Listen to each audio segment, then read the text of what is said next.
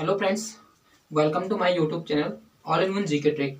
दोस्तों, एक बार फिर मैं आपके सामने एक अच्छे से टॉपिक के साथ यहाँ पर आया हूँ। और फ्रेंड्स, इस टॉपिक में आपको काफ़ी जीएस के जो क्वेश्चंस हैं, मतलब एक ही टॉपिक से संबंधित सारे क्वेश्चन मैं यहाँ पर कवर करूँगा।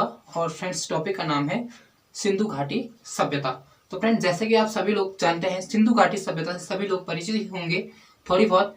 और मैं आज डीपली ही आपको सिंधु घाटी सभ्यता के बारे में जितने भी क्वेश्चन यहाँ पर बन सकते हैं और पॉसिबल है आने के चांसेस हैं, उतने मैं यहाँ पर कवर करूँगा और सभी को समझाऊंगा आपको। हो सकता है वीडियो लंबी बने, लेकिन फ्रेंड्स, यदि आप लोगों ने ये वीडियो पूरी देख ली है तो आप अवश्य ही सारे के सारे क्वेश्चन अटेंड कर पाओगे। सारे के सारे क्वेश्चन आपको समझ में आएंगे सिंधु घाटी सभ्यता से संबंधित। तो फ्रेंड्स, शुरू करते हैं। ये जो हमारा टॉपिक है सिंधु घाटी सभ्यता।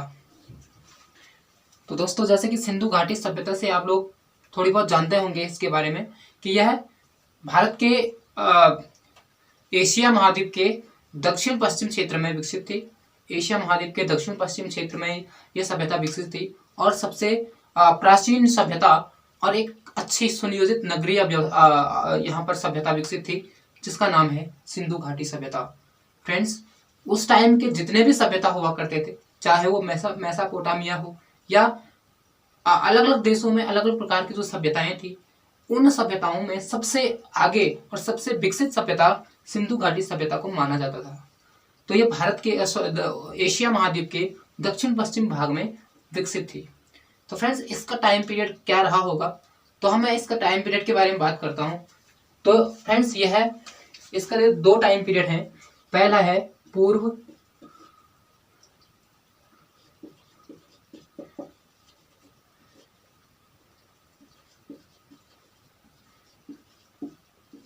फ्रेंड्स प्रारंभिक सिंधु सभ्यता और उत्तर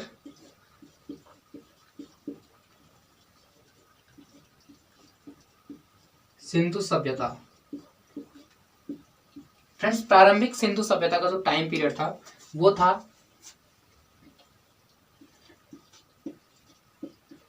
3300 ईसा पूर्व से लेकर के 2900 ईसा पूर्व। और फ्रेंड्स, जो उत्तर सिंधु घाटी सभ्यता का जो समय था वो था आपका 2400 ईसा पूर्व से लेकर के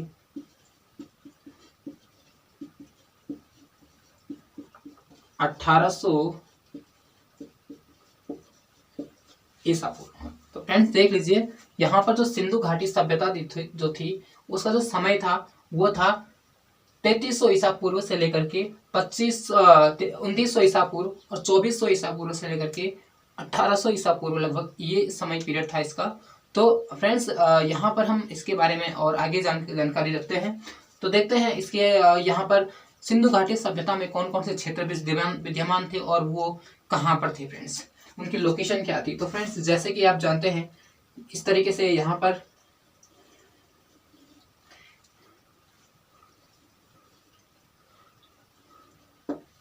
फ्रेंड्स, ये हल्का सा भारत का मैप का वो है, स्ट्रक्चर है। तो फ्रेंड्स, यहाँ पर आप जानते हैं कि ये वाला जो क्षेत्र था, जो ये वाला जो एरिया था, मतलब इतना जो एरिया था पाकिस्तान का, या फिर यहाँ बलूचिस्तान का जो एरिया था, अफगान का जो एरिया था थोड़ी बहुत, ये यहाँ पर और यहाँ से लेकर के गुजरात तक। तो फ्रेंड्स, यहाँ से पाकिस्तान, बलूचिस्तान, अफगानिस्तान और यहाँ से गुजरात तक फैले यह क्षेत्र सिंधु घाटी सभ्यता के नाम से जाना जाता था। तो फ्रेंड्स, यहाँ पर आपके बहुत सारे क्षेत्र थे, जैसे मोहनजोदड़ो था, जैसे आपका हड़प्पा था, जैसे आपका सुतकोतदा था।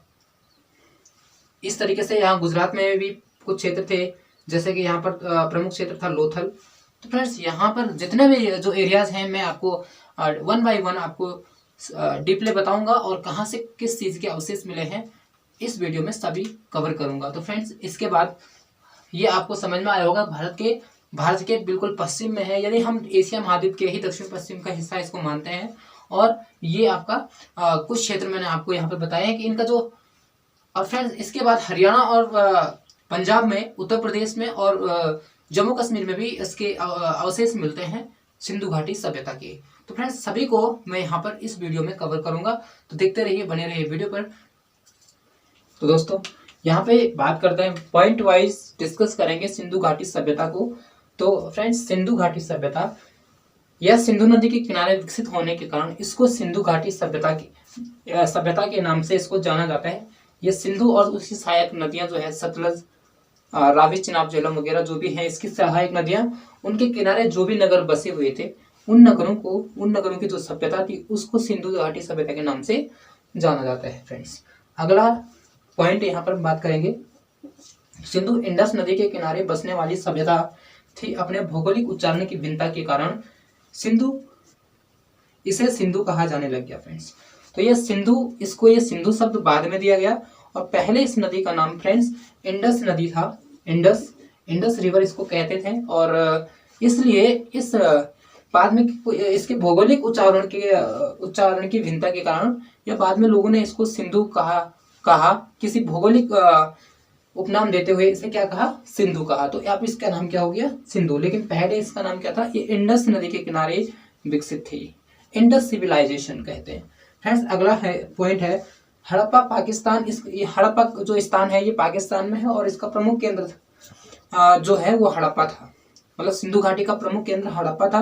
हड़प्पा से इसके बहुत सारे अवशेष मिले हैं, तो जिस कारण से यहाँ पर इसे प्रमुख केंद्र माना गया है सिंधु घाटी सभ्यता का, और जिस कारण इसे हड़प्पा सभ्यता के नाम से भी जानते हैं। फ्रेंड्स इसको हड़प्पा सभ्यता भी कहते हैं और सिंधु घाटी सभ्यता भी कहते हैं। और इसके जो प्रमुख केंद्र हैं, कहाँ कहाँ ये सभ्यता कहाँ पर विकसित थी, तो फ्रेंड्स यहाँ पर देख लीजिए, पाकिस्तान में हड़प्पा, पाकिस्तान में मोहनजोदड़ो, फिर ये चनहुदड़ो, सुतकोतदा, लोथल, रोपड़, बुर्जहोम, कालीबंगा, धोलावीरी आदि ये प्रमुख स्थान ऐसे हैं जहां पर सिंधु घाटी सभ्यता के कुछ न कुछ अवशेष अवश्य मिले हैं। फ्रेंड्स ये पौराणिक जो अवशेष हैं, उस टाइम के जो अवशेष हैं, ये वर्तमान समय में रेडियो कार्बन C14 विधि के द्वारा ज्ञात की जाती है। इनकी जो आयु है, मतलब जो जीवाश्म आज वर्तमान समय में पाए जाते हैं, कोई अवशेष वहां पर उस टाइम के मिलते हैं, उनकी एज को ज्ञात करने के लिए रेडियो कार्बन C14 विधि का इस्तेमाल किया जाता है और उनकी एज को पता लगाया जा सकता है कि ये कितने समय पुरानी थी। तो जैसे कि आप जानते हैं सिंधु घाटी सभ्यता 3300 से 2900 ईसा पूर्व से लेकर के 2600 से 1800 ईसा पूर्व तक विकसित थी। फ्रेंड्स इसके बाद हम बात करेंगे इसके अगले जो पॉइंट, फटाफट मैं कोशिश करूंगा कि सारे के सारे क्वेश्चन जल्दी से जल्दी हो जाए। और फ्रेंड्स ये आप स्क्रीनशॉट ले सकते हैं इसका।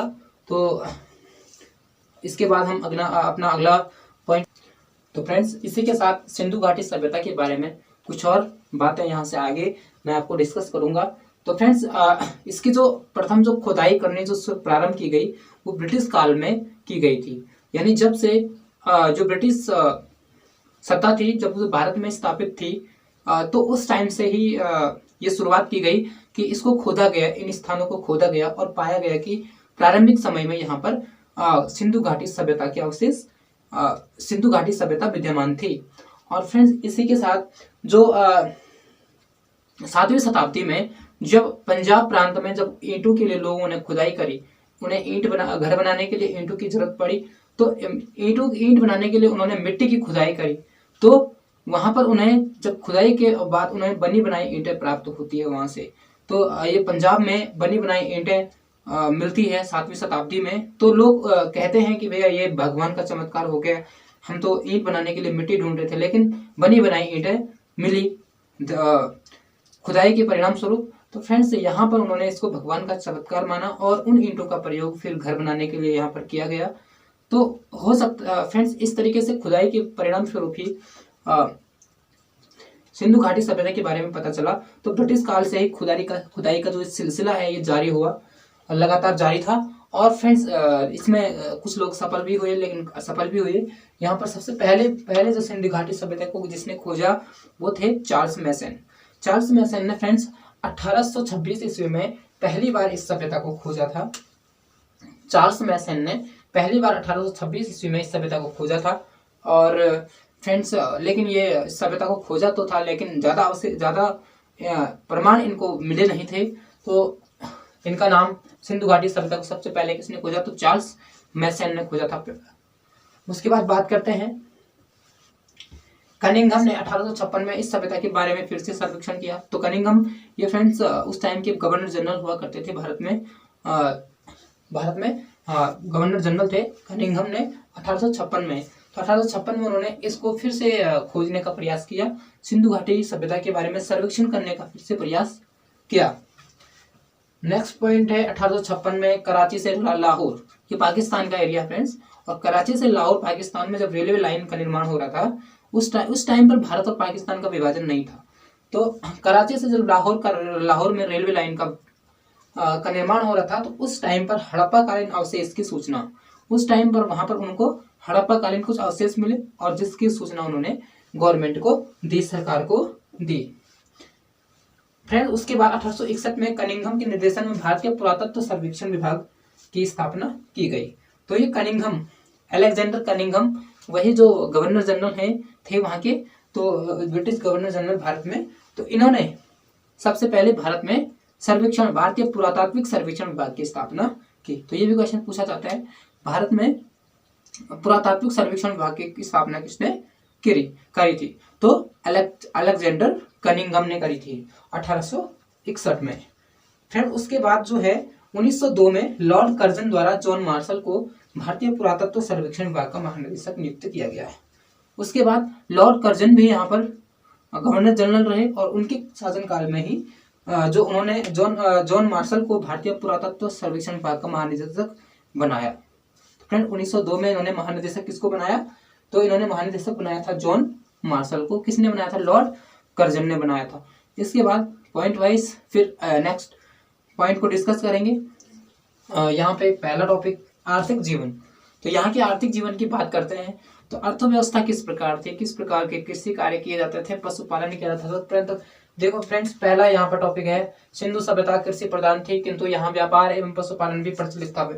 ये कृषि प्रधान थी और यहाँ पर इसके साथ साथ व्यापार भी किया जाता था और पशुपालन कार्य भी किया जाता था। तो फ्रेंड्स सबसे ज्यादा यहाँ पर व्यापार आता है फ्रेंड्स, क्योंकि ये नगरीय सभ्यता थी और यहाँ पर सबसे ज्यादा जो व्यापार है उसको प्रोत्साहन मिलता है। और यदि क्वेश्चन आता है कि सिंधु घाटी सभ्यता में सबसे ज्यादा अधिक प्रचलित व्यवसाय था तो ये व्यापार था फ्रेंड्स। और इसके अतिरिक्त यहाँ पर कृषि और पशुपालन भी पर्याप्त रूप से किया जाता था।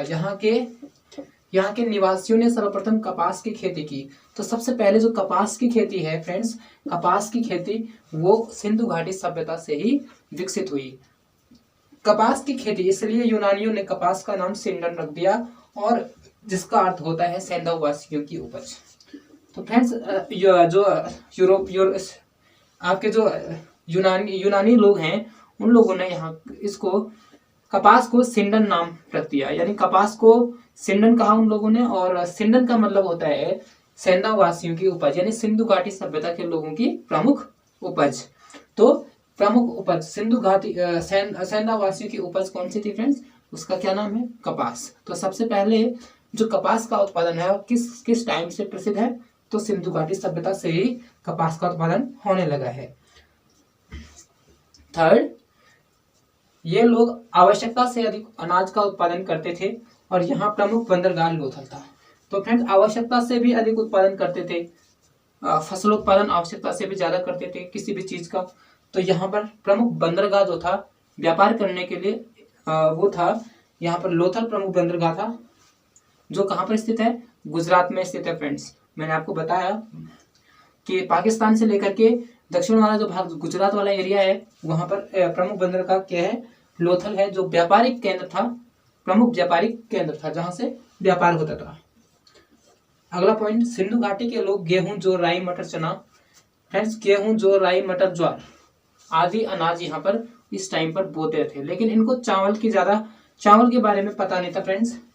यहाँ पर चावल का जिक्र नहीं आया है सिंधु घाटी सभ्यता में और चावल के जो अवशेष हैं वो भी यहाँ पर नहीं मिले हैं। तो यहाँ की प्रमुख फसल गेहूं, जौ है फ्रेंड्स, गेहूं और जौ, ज्वार, बाजरा, मटर, राई जो भी है। अगला पॉइंट नंबर 5 है पशुपालन में गाय, बैल, भैंस, बकरी, भेड़, सुअर आदि पाले जाते हैं। यहाँ पर जो प्रमुख पशु हैं गाय, बैल, भैंस, बकरी, भेड़, सुअर ये यहाँ पर पाले जाते थे उस टाइम पर।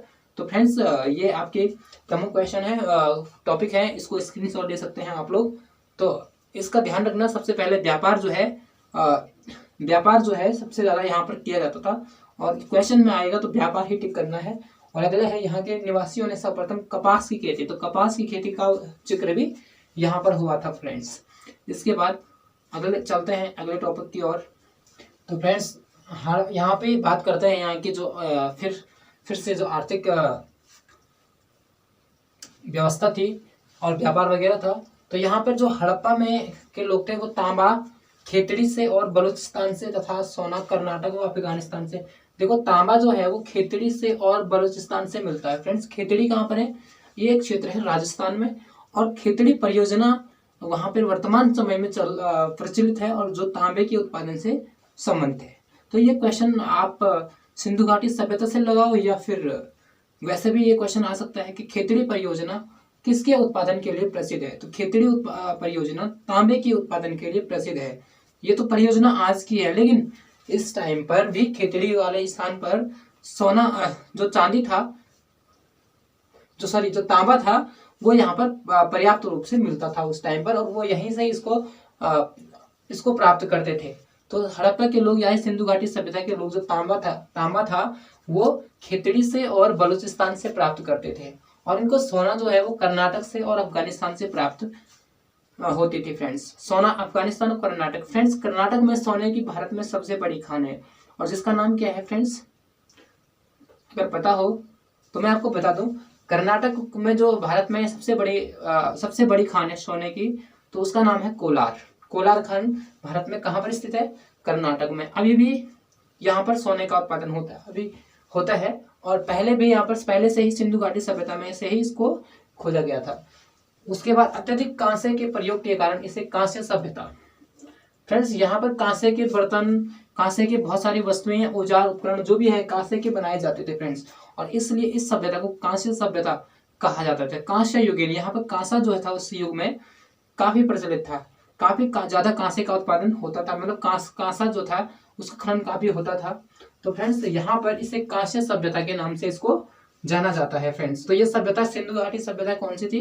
कांस्य सभ्यता थी। अच्छा, यहाँ पर अगला पॉइंट है, यहाँ के लोग मिट्टी के बर्तन बनाने में भी कुशल थे। मिट्टी के बर्तन बनाते थे, और उसके बाहर से डिजाइन वगैरह वो भी करने में यहाँ पे जो लोग थे वो कुशल थे। और जोहरी का काम भी यहाँ पर उन्नत अवस्था में था। जोहरी का काम ज्वेल्स बनाना, जेवर वगैरह बनाना, उस टाइम पर ये ताबीज, मनके वगैरह बनाते थे। ताबीज हो गया, मनका हो गया, या फिर आभूषण उस तरीके होंगे उस टाइम पर, तो ये बनाया करते थे। तो प्रमुख है, ताबीज बनाते थे और मनके बनाते थे फ्रेंड्स। तो फ्रेंड्स अब यहाँ पे सिंधु घाटी सभ्यता के सामाजिक जीवन के बारे में बात करते हैं। सामाजिक जीवन कैसा था यहाँ का? तो फ्रेंड्स पहला है, यहाँ पर सिंधु घाटी सभ्यता मात्र सत्तात्मक थी। यहाँ पर मात्र सत्तात्मक थी, यानी इनकी मात्र देवी थी कोई, जिनकी ये पूजा किया करते थे फ्रेंड्स। तो यहाँ पर जो पूजा होती थी मात्र देवी की, इसलिए यहाँ पर जो प्रचलित मनके थे, जो मोहरें थी फ्रेंड्स, उन पे एक देवी की प्रतिमा जो थी वो विद्यमान थी, इन्होंने बना रखी थी। तो इनके जो मनके थे उन पर क्या होते थे? देवी की मूर्ति, देवी की एक फोटो हुआ करती है भाई। तो फ्रेंड्स सिंधु घाटी सभ्यता कैसी थी? मात्र सत्तात्मक थी, तो वो इसको मात्र देवी मानते थे। तो फ्रेंड्स अगला है, तो ये पूजा किसकी करते थे फ्रेंड्स? तो मात्र देवी की पूजा करते थे। तो अगला है फ्रेंड्स, सिंधु घाटी सभ्यता का जो समाज था वो 4 वर्गों में बांटा हुआ था। 4 वर्ग बना रखे थे, 4 वर्ग थे जो अलग अलग कार्य करते थे। तो कार्य के हिसाब से 4 वर्ग फ्रेंड्स, पहला विद्वान वर्ग था, दूसरा योद्धा वर्ग था, और थर्ड में आपका व्यापारिक और शिल्पी वर्ग था, और फोर्थ में आपका श्रमिक वर्ग था। यानी जो विद्वान वर्ग थे इनका हो सकता है ब्राह्मण वगैरह, इनका कुछ काम हुआ करता होगा। और उसके बाद कुछ योद्धा वर्ग था जो युद्ध वगैरह बाह्य आक्रमणों से वहां के निवासियों की रक्षा करते होंगे, या फिर व्यापारिक एवं शिल्पी वर्ग जो व्यापार करते थे या शिल्प कला काम करते थे, जो वस्तुओं का निर्माण करना, औजार बनाना, जो भी था, एक वर्ग ये था। और श्रमिक वर्ग जो काम करते थे। तो फ्रेंड्स ये क्वेश्चन बहुत ज्यादा इंपॉर्टेंट है। तो सिंधु घाटी सभ्यता जो थी वो 4 वर्गों में बांटी हुई थी। पहला हो गया विद्वान वर्ग, दूसरा हो गया योद्धा, और तीसरा हो गया व्यापारिक और शिल्पी वर्ग, और चौथा हो गया श्रमिक वर्ग। फ्रेंड्स, इसको आप याद रखना। तो दोस्तों, जैसे कि आपको पता है कि सिंधु घाटी सभ्यता बहुत ज्यादा विकसित थी उस टाइम पर, और एक नगरीय सभ्यता थी जिसमें जो घर है वो पक्के ईंटों से बने होते थे, और यहाँ पर जो नगर का जो बीच का जो मुख्य हिस्सा हुआ करता था, वहां पर एक दुर्ग होता था जो ऊपर हाइट में, काफी हाइट में होता था, और उसके चारों ओर जो नगरवासी थे वो बसे हुए होते थे, और उनकी जो पक्की छत की मकानें होती थी, ईंटों से बनी मकानें होती सबकी। तो फ्रेंड्स, यहाँ पर एक अच्छी सुनियोजित नगर व्यवस्था थी, जिसमें नालियां जो सबके घरों से निकाल करके उसको मुख्य मुख्य नाली में जोड़ दिया जाता था। समस्त नालियों को सबके घरों से कनेक्शन करके एक मुख्य नाली में उसको जोड़ दिया जाता था। यानी यहाँ पर जो था, और सड़क व्यवस्था भी यहाँ पर विद्यमान थी। सड़क व्यवस्था के बारे में भी बताऊंगा। तो फ्रेंड्स, ये हो गया सिंधु घाटी सभ्यता मात्र सत्तात्मक थी, और सिंधु घाटी सभ्यता का समाज 4 वर्गों में बंटा हुआ था। तो ये सामाजिक जीवन यहाँ का हो गया फ्रेंड्स। इसके बाद हम बात करेंगे यहाँ के कुछ स्थलों के बारे में, जैसे हड़प्पा से हमको कौन कौन से अवशेष वर्तमान समय में मिले हैं, या फिर कुछ ऐसे। फ्रेंड्स, बात करते हैं।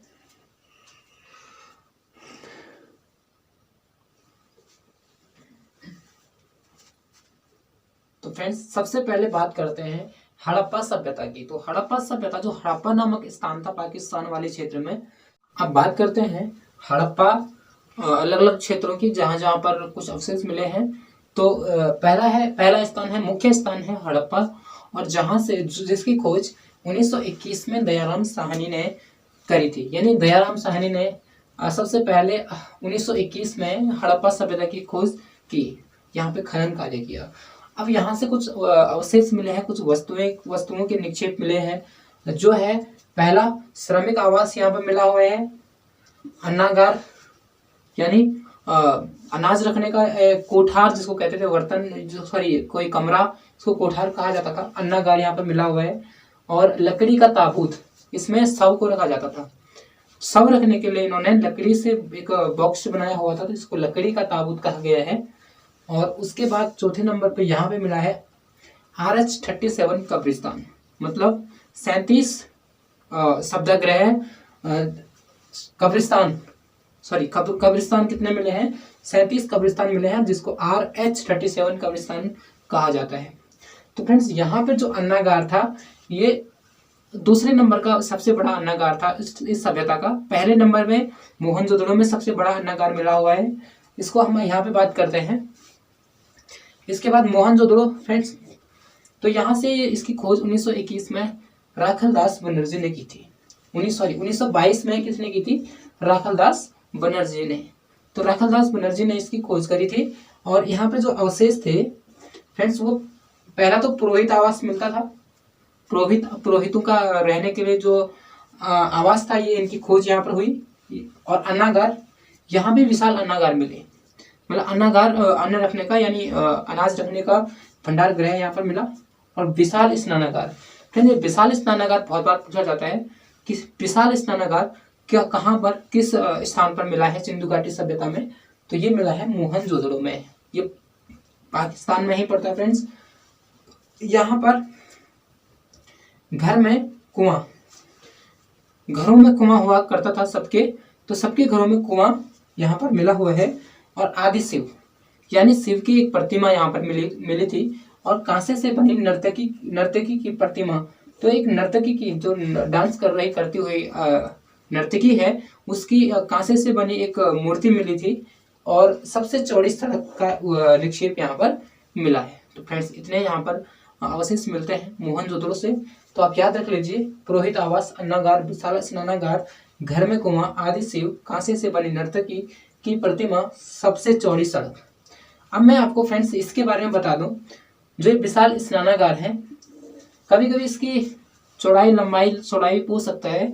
तो फ्रेंड्स, इसकी 11.88 मीटर इसकी लंबाई थी। 11.88 मीटर, और 7 मीटर इसकी चौड़ाई थी।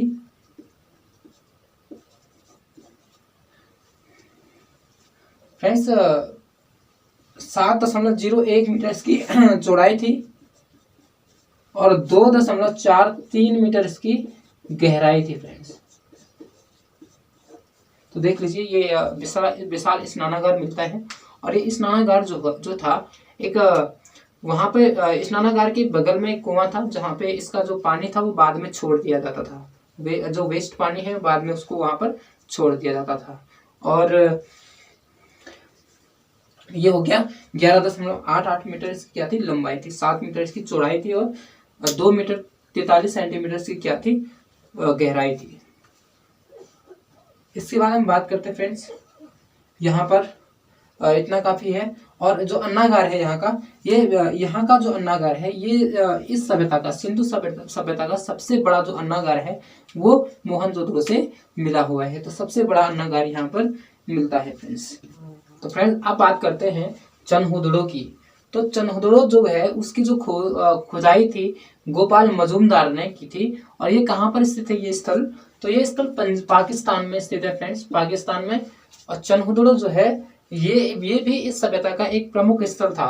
और यहाँ पर जो खोजी गई जो वस्तुएं थी इसके बारे में बात करते हैं। यह एकमात्र ऐसा स्थान था जहाँ पर जो दुर्ग रहित था, मतलब यहाँ पर दुर्ग नहीं था। मतलब सारे जो मोहनजोदड़ो सिंधु घाटी सभ्यता के जो भी स्थान है सब में दुर्ग था।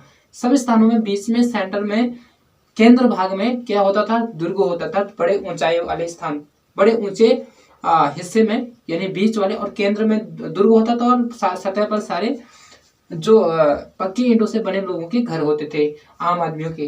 तो यहाँ पर फ्रेंड्स दुर्ग रहित था, यहाँ पर दुर्ग नहीं था। और ये एक औद्योगिक शहर था। चनहुदड़ो कैसा शहर था? एक औद्योगिक शहर था। इसके बाद बात करते हैं यहाँ पे जो वस्तुएं थी किस प्रकार। तो फ्रेंड्स यहाँ पे देखो कॉस्मेटिक की वस्तुएं, लिपस्टिक वगैरह मिली थी, शीशा मिला था, मनके और गुड़िया यहाँ पर मिली थी, कुत्ते और बिल्ली के पैरों के निशान भी यहाँ पर मिले थे फ्रेंड्स। तो ये भी पूछा जाता है कुत्ते और बिल्ली के पैरों के निशान कहाँ पर मिले थे? तो ये कहाँ पर मिला था फ्रेंड्स? तो ये चनहुदड़ो में। तो फ्रेंड्स यहाँ पर जो इम्पोर्टेंट है, एक ये मनके वाला बहुत ज्यादा पूछा जाता है, मनके और गुड़िया। उसके बाद ये भी पूछा जाता है कुत्ते और बिल्ली के पैरों के निशान कहाँ पर मिले हैं? तो चनहुदड़ो जो कहाँ पर है? पाकिस्तान में है। लिपस्टिक और शीशा को उतना ज्यादा नहीं पूछा जाता है जितना कि मनके और गुड़िया, कुत्ते और बिल्ली के पैरों के निशान पूछे जाते हैं। इसके बाद नेक्स्ट बात करते हैं फ्रेंड्स रोपड़ की। तो रोपड़ जो है फ्रेंड्स पंजाब में है, आपको पता ही है, सतलज नदी के किनारे पंजाब में।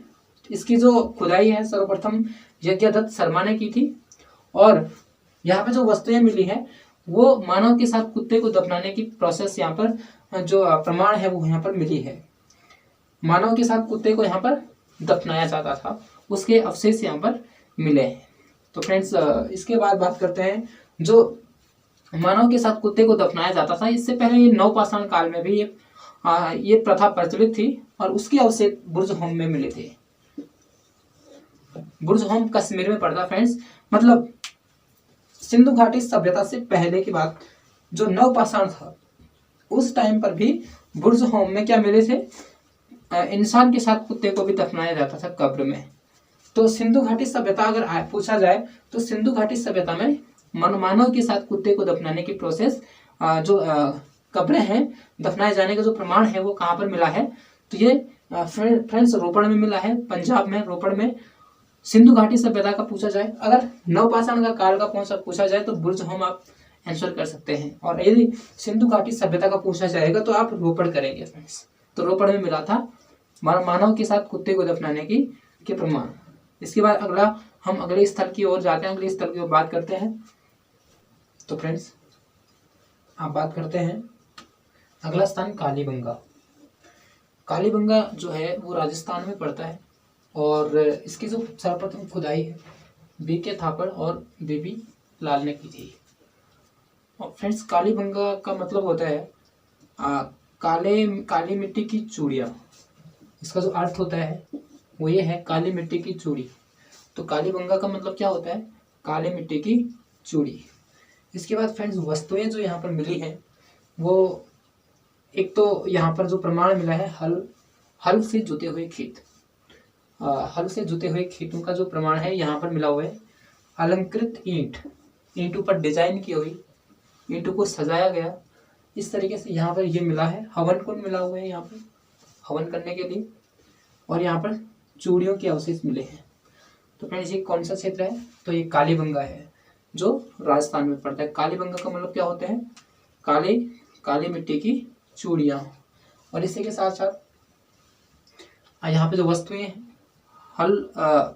हल से जुते हुए खेत या हल से जुते हुए खेतों के जो प्रमाण है वो यहाँ पर मिले हैं। अलंकृत ईंट मिले हैं, हवन कुंड मिले हैं और चूड़ियाँ यहाँ पर मिली हैं। इसके बाद फ्रेंड्स अगला जो हमारा स्थान है यहाँ पर धोलावीरा, ये गुजरात में पड़ता है और रविंद्र सिंह बिष्ट ने खुदाई की थी। रविंद्र सिंह बिष्ट,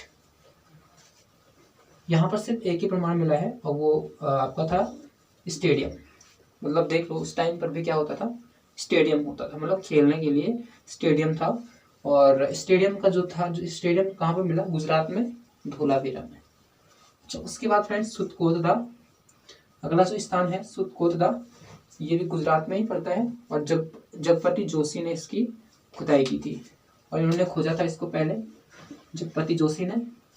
और यहाँ पर सिर्फ घोड़े की हड्डियों के अवशेष मिले हैं, घोड़े की हड्डियों के अवशेष। तो फ्रेंड्स ज़्यादा नहीं है, घोड़े की हड्डियों के अवशेष यहाँ पर मिले हैं। और इस तरीके से यहाँ पर हमने कालीबंगा, धोलावीरा और सुतकोतदा को समझा है। तो इस तरीके से यहाँ पर धोलावीरा जो है वो गुजरात में और रविंद्र सिंह बिष्ट ने इसकी खोज की थी। स्टेडियम मिला है धोलावीरा से और सुतकोतदा गुजरात से जगपति जोशी ने ढूंढा है और यहाँ पर मिला है घोड़े की हड्डियाँ। तो इसी के साथ साथ हमारे सारे के सारे पॉइंट, सारे के सारे जो स्थान है वो खत्म होते हैं। और फ्रेंड इसके अलावा हम यहाँ पर दाह संस्कार की जो प्रक्रिया है, प्रोसेस है, उसको मैं इस वीडियो में अभी बताता हूँ इसके बाद। तो ये आपको याद होने चाहिए फ्रेंड्स। तो इसको रिपीट कर लीजिए वीडियो को, अगर एक बार समझ में नहीं आता तो दोबारा देख लीजिए। और अगर बोर हो रहे होंगे तो थोड़ा सा रिलैक्स कर सकते हैं फ्रेंड्स। तो अगला इसी के साथ हम इसके दाह संस्कार के बारे में बात करें फ्रेंड। इसी के साथ एक और स्थान है लोथल, ये प्रमुख स्थान है और ये इसको बंदरगाह, ये प्रमुख बंदरगाह भी है जो मैंने आपको बता रहा हूँ पहले से। एस.आर. राव ने इसकी खोज की थी, गुजरात में ये स्थान है। और फ्रेंड्स यहाँ पर जो अवशेष मिले हैं वो आपको पता ही है कि ये प्रमुख बंदरगाह था और बंदरगाह होने के यहाँ पर प्रमाण मिले हैं। ये इस टाइम का प्रसिद्ध इनका बंदरगाह था। और यहाँ पर जो इस घर में, यहाँ के जो घर के जो दरवाजे थे सड़कों की ओर खुलते थे। मतलब ये इसलिए दे रहा था फ्रेंड्स, घर के दरवाजे सड़कों की ओर खुलते थे। मतलब सिंधु घाटी सभ्यता के जो और स्थान है, चाहे वो मोहनजोदड़ो हो, हड़प्पा सभ्यता हो, या हड़प्पा हो, या चन्होदड़ो हो, या कालीबंगा हो, मतलब कोई भी स्थान हो, उनमें जो घरों के जो दरवाजे थे वो सड़कों की ओर न बल्कि पीछे की ओर खुलते थे। मतलब सड़क की ओर उनका दरवाजा नहीं होता था, पीछे की ओर दरवाजा होता था। तो फ्रेंड्स केवल एक स्थान ऐसा था जो सड़कों की ओर जिनके दरवाजे थे और ये था लोथल। तो ये पूछा जाता है कि सिंधु घाटी की सभ्यता के जो दरवाजे थे किस ओर खुलते थे? तो सड़क की ओर ना बल्कि सड़क के पीछे की ओर, अपोजिट डायरेक्शन की ओर खुलते थे। इसके बाद सिंधु घाटी सभ्यता की लिपि भाव चित्रात्मक थी। यहाँ की जो लिपि थी कैसी थी? भाव चित्रात्मक थी।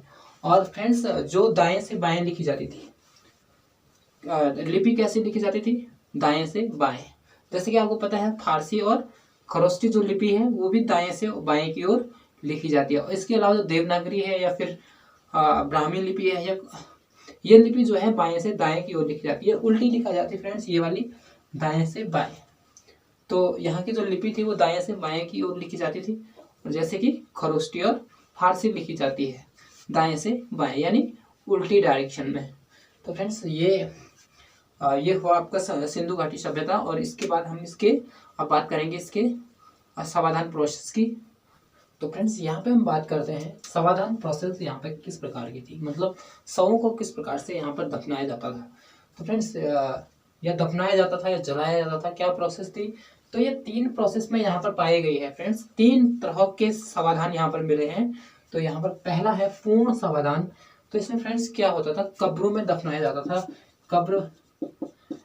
कब्रों में दफनाया जाता था,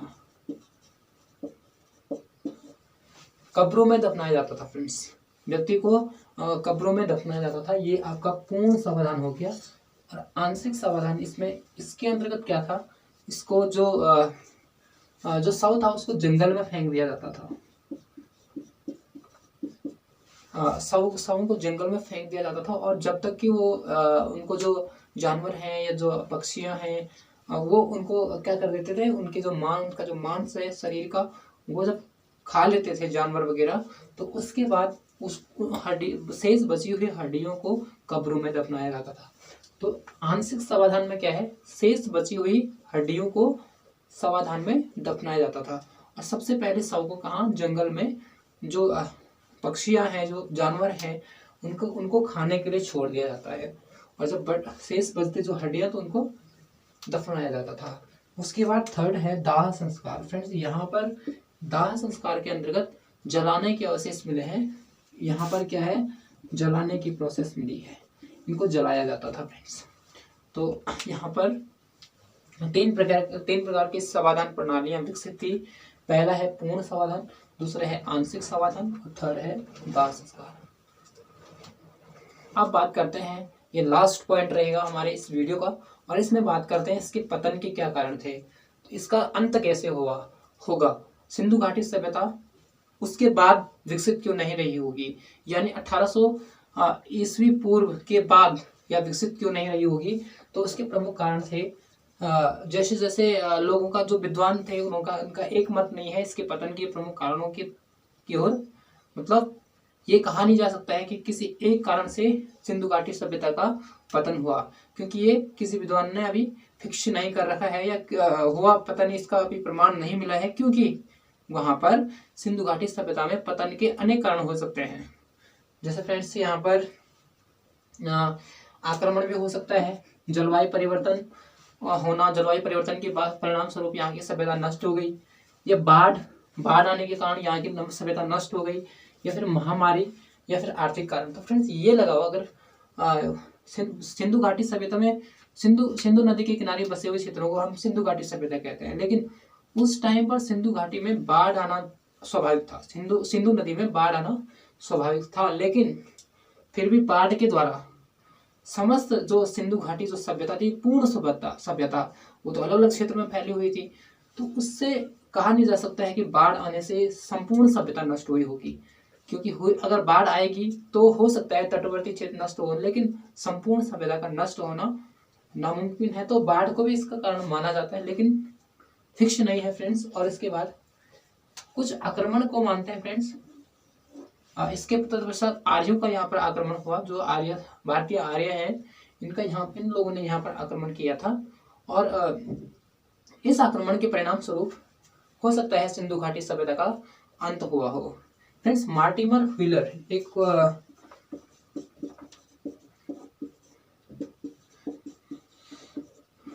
मार्टिमर व्हीलर जो थे, इन्होंने आर्य आक्रमण की अवधारणा दी थी। इन्होंने कहा था कि आर्य आक्रमण हुआ था, और जिस कारण से ये सभ्यता नष्ट हुई। क्योंकि इनको क्या मिला था फ्रेंड्स, इनको 26 नरकंकाल मिले थे। 26 नरकंकाल मिले थे इनको, और 26 नरकंकाल उनके सिर पर, कंकाल के सिर पर मतलब क्या था, नुकीले शस्त्रों के जो निशान थे वो पाए गए थे, मतलब गड्ढे थे, नुकीले शस्त्रों से मारे हुए गड्ढे थे। तो इनका मानना ये है कि आर्यों का इस यहाँ पर आक्रमण हुआ था, और उन्होंने उसी के द्वारा इस सभ्यता का अंत हुआ। तो फ्रेंड्स, कहा नहीं जा सकता है कि पूर्ण रूप से ये सत्य हो। तो मार्टिमर व्हीलर ने क्या बताया, 26 नरकंकाल वहां पर मिले हैं, इनको मिले हैं, जिस कारण से इन्होंने बताया कि इसका जो पतन था ये किससे हुआ, आर्यों के आक्रमण से। तो कुछ बाढ़ को मानते हैं, कुछ महामारी आपदाओं को मानते हैं, कई आर्थिक कारण भी हैं। तो फ्रेंड, इसी के साथ हम अपने वीडियो को फिनिश करते हैं, और बने रहिए हमारे वीडियो के साथ। इसी समय इसके बाद हम लेके आएंगे हम वैदिक सभ्यता, जो आर्य युगीन कालीन सभ्यता ही थी भारत की, उसके बारे में हम बात करेंगे इसके बाद अगले वीडियो में। तो देख वीडियो, इसके बाद मैं इसके शॉर्ट आंसर क्वेश्चन टाइप बना के लेके आऊँगा, तो चैनल को सब्सक्राइब करना, बने रहे वीडियो के साथ। इसके बाद में शॉर्ट आंसर में ऑब्जेक्टिव टाइप क्वेश्चन बनाऊंगा, और उसमें से आप इसके आंसर देने की कोशिश करेंगे। तो आप सब्सक्राइब कर लीजिए चैनल को। Thank you.